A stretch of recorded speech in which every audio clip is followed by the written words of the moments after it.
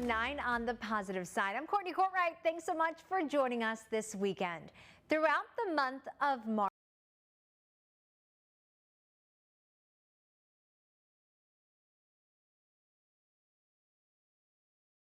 other women get back on their feet.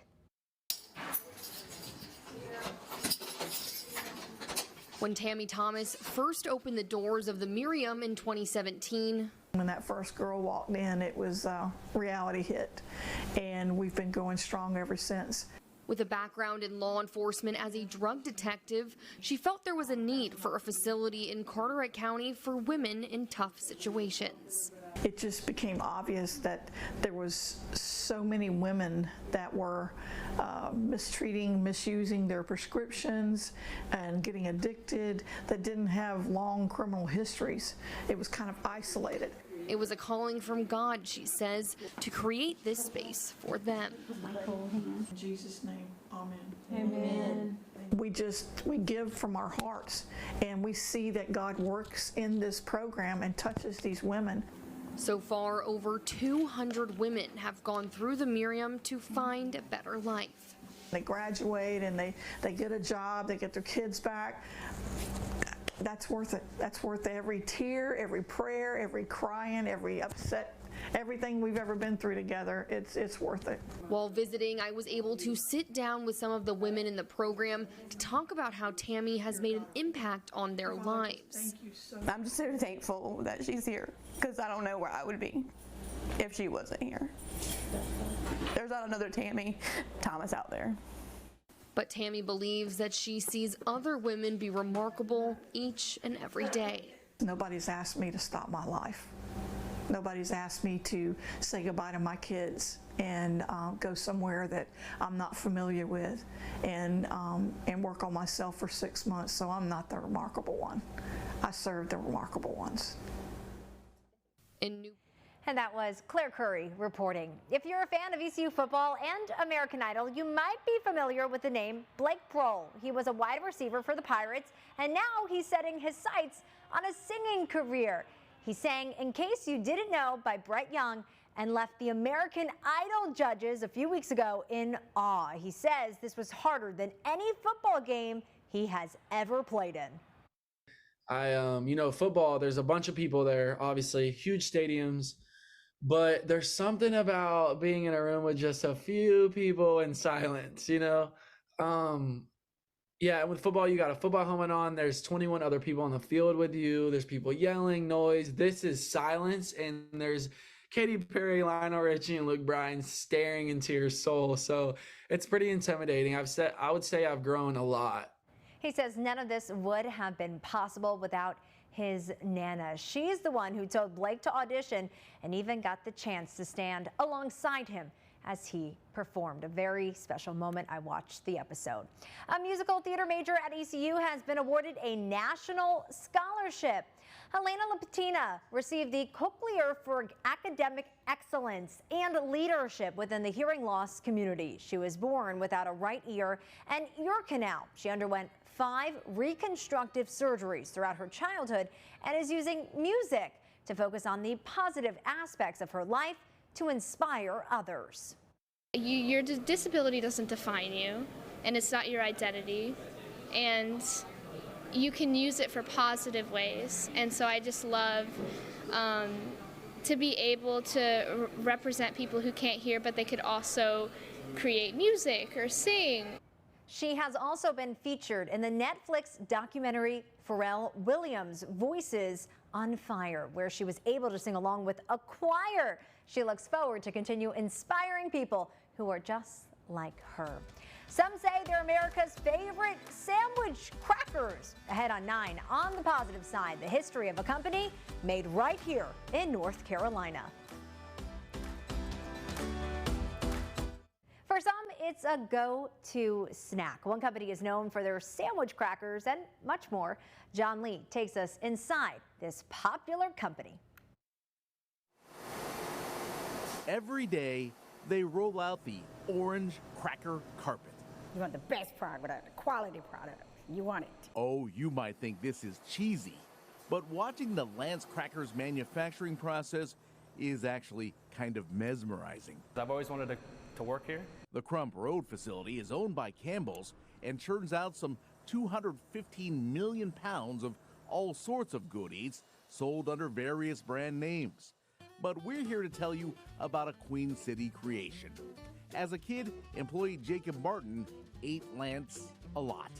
Just growing up, it was always, my lunch was always a peanut butter jelly sandwich and a pack of toast cheap peanut butter crackers. Follow the orange brick road. It ties the present with days gone by.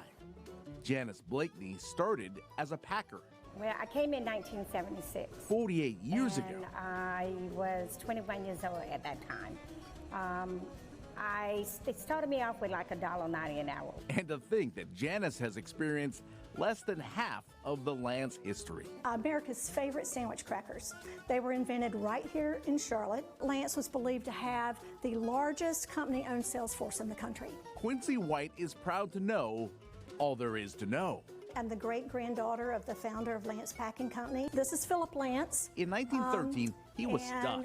He was the founder. The food broker inadvertently picked up 500 pounds of peanuts instead of coffee beans. But when life gives you lemons, you can do anything that you set your mind to with a little hard work and ingenuity. So he roasted them and sold them for a nickel a bag, and then set his sights on the peanut butter biz. This is Salem Van Every. In 1915, Lance became partners with son-in-law Salem. Then Lance's daughter, Mary Arnold, forever changed the snack game by just saying, Dad, I want to spread the peanut butter between the two crispy crackers. Just like that, the first commercially sold peanut butter sandwich cracker was born. The company thrived despite some of the nation's hardest years. Lance had its first $1 million in sales in 1935 during the Depression because the products were a nickel. Another big milestone 86 years ago when Lance began baking its crackers and created Toast Chi. Each package is like a plastic-wrapped time capsule. So if that wasn't in my lunchbox, it was a sad day at school. 17 varieties of sandwich crackers are now made at the Crump Road location. Over the years, they've been like tiny square building blocks. There were a number of companies that helped build Charlotte back in Charlotte's heyday. One was Lance, and then there was Ivy's and Belk's and Charlotte Pipe and Foundry. The family takes great pride in the fact that Lance has been such an important part of Charlotte's history. You might even say their peanut butter is the glue that held this city together for many years. Lance employed a lot of people in Charlotte. So Lance was family, people met their spouses at Lance. Yes, there's a lot of automation these days, but Quincy says the foundation has always been good humans. During the war years, the men went off to war, and Lance actively hired a lot of women. People really felt loved and valued and important, and like they were really contributing to something special. After nearly 5 decades, Janice is a throwback. When I came in, I really didn't know what I was going to be doing, but man, I fell in love with it. Yes. She's a wonderful person. I'm thankful for the years of service she put into Lance. And the more things change in the QC, the more folks find value in the knowledge that some things are just like they remember. I can't even describe how proud I am. In Charlotte, John Lee, Queen City News. As the weather gets warmer, it's time to maybe fire up the grill. While everyone has their own special way to cook or smoke something for friends, a Greensboro man wants you to give his blend a try. Billy Howland always loved barbecue and one day decided to create his own sauce. He drew inspiration from cooking with his friends in college. He started Billy's Slappin' Sauce. It's a mustard IPA barbecue sauce. He says he wanted to do something that stood out because Billy knew he was stepping into a crowded space here. I get them to try it, and they're amazed how different it tastes because of the complexity than what they think mustard is. You have to be unique. So there are thousands of barbecue sauces on the market, and I decided 2 things. I'm making it with IPA beer that I enjoy drinking and all natural ingredients. And as sales started to grow, he developed a second sauce. It's called Gate City Red IPA, along with a spice rub, the perfect blend of seasonings, he says, for pork or chicken.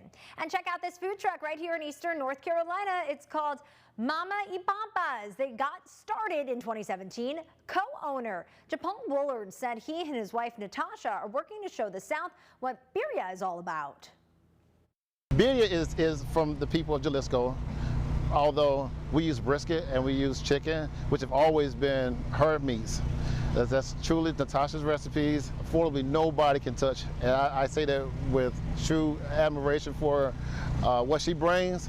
They're usually set up in the Walmart parking lot in Greenville. They can be found on the Food Finder app as well. And of course, for more information, we have you covered on WNCT.com. Just go to the Food Truck Fridays tab. If you have a story idea, send it on over to us. We want to hear about the positive things happening where you live. Just email newsdesk@WNCT.com. You can also reach out to me on social media with your story ideas. Next, we're connecting the community. Learn all about the event that honors women. This month is Women's History Month. One local organization is celebrating women who are doing inspiring and remarkable things in their communities. I sat down earlier this week with the MC of the event, Joan Manning, and Commissioner Mary Perkins Williams to learn more about a special event happening next weekend. Thank you so much for joining us today. Thank you for having us. Talk to us a little bit about this event that is going to inspire women. The event is called Women with a Purpose. This is Women's History Month, March is, and so I thought it would be quite fitting to have it during this month. We want younger women to be inspired by the women that we have selected to be celebrated at this event. We want to motivate those who sit at home, get out, think about changing and getting a new career. So give us the details about the event that's coming up. Well, it's on March the 16th. It's at the Wynn Chapel in Bethel. It's from 5 until 8. And we are going to have the women honored in special ways.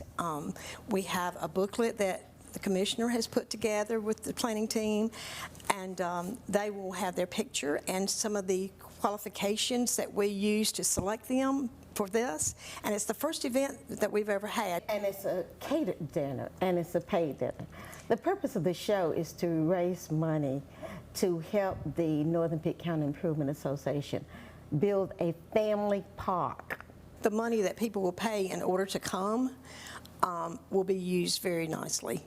And it will be, and they can be a part of that too. So everyone that's coming is contributing towards something positive. Yeah. And a lot of preparation goes into something like this. There was a nomination to the board of Northern Pitt County Improvement Association, and the planning committee got together and we decided which we would select.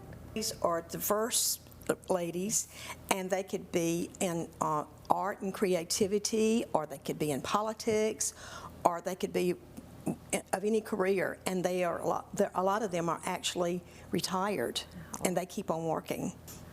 So very diverse group, young and old, sweet and cool. One of the things that comes to my mind is inspiring. Yes. To go to an event like this, what do you hope that somebody who maybe is not nominated can feel when they're there? I think it would probably inspire them to want to continue to do more and to get out there and participate and serve your community. I am excited because it's young and old, a mixed group, very multicultural profession. I just love it, and because when there are a lot of people around of different backgrounds, different culture, different heritage, I get so souped up. So truly, you are connecting the community. With looking at the program for that night, emceeing it is an honor for me, because there are going to be so many people there that have been positive and have endured. And so this is ideal, really ideal for all of us to get out of our shells and bloom where we are. And that's what it's all about. We'd like to invite everybody to just get them a ticket and to come. Yes. The tickets, you can go online. You can go to the Northern Pitt County Improvement Association, because it is going for the Tranquility Park. Thank you guys so so much for coming for into our having us. studios. Thank We you. really, really appreciate it. And if you'd like to learn more about this event, we'll have that over on WNCT.com for you. We'll be right back. It's a feathery foreign language. We're talking turkey, as Chad Tucker shows us. It comes natural for one man. You know, it's pretty much self-taught because a lot of people really didn't do it. Josh Pruitt knows how to talk turkey. It's a language that he's perfected, landing him the Grand National Gobbling Champion. It's like the major leagues of turkey calling. And our winner is contestant number 28, Joshua Pruitt. First place prize. That's it, man. This is it. So you've been doing this several years now.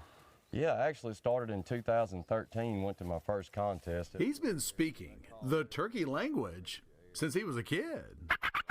I remember I was 6 years old. We went to Walmart one day out there, and for months after that, every day after school, I would sit in front of the TV and try to mimic and replicate what the hunters on TV were doing to call these turkeys in. And so we made crow calls, duck calls. And now, here at his workshop, he helps others do it too. So different woods produce a different sound.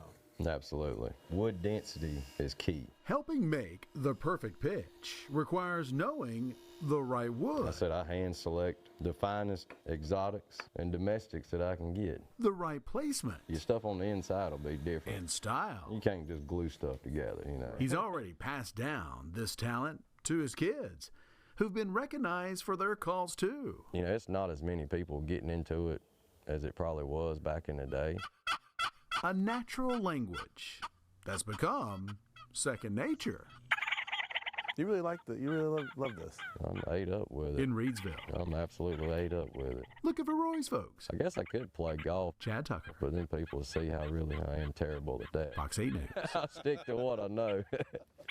Another top winner from North Carolina, Dylan Bearden of Reidsville, won the top prize in the friction division. And in the younger division, Mason Johnston of Wilkes County won the Pulse Championship. And as the senior resource therapy dog for the Douglas County Sheriff's Office, I will perform my duties to the best of my skill and ability. I do. All right. You are officially a deputy sheriff. A sheriff's office in Colorado. That video is just too cute. Is swearing in their newest K9 member. This little guy is Leo. He was saved from a puppy mill by a nonprofit dog rescue in Colorado. His name stands for Law Enforcement Officer. His job, to bring comfort to the growing senior population over there. His previous foster family says his calm and loving demeanor made him perfect for this job. And so when they started asking questions about which puppy might be the right puppy for this job, we really felt like this was his calling. Oh, come on, he's so cute. Leo will also be able to go to events with the department. And thank you so much for joining us for 9 on the Positive Side. One last video to show you. You might want to grab the tissues for this one. A soldier reuniting with his dog after deployment. Have a great weekend, everyone. We'll see you next weekend.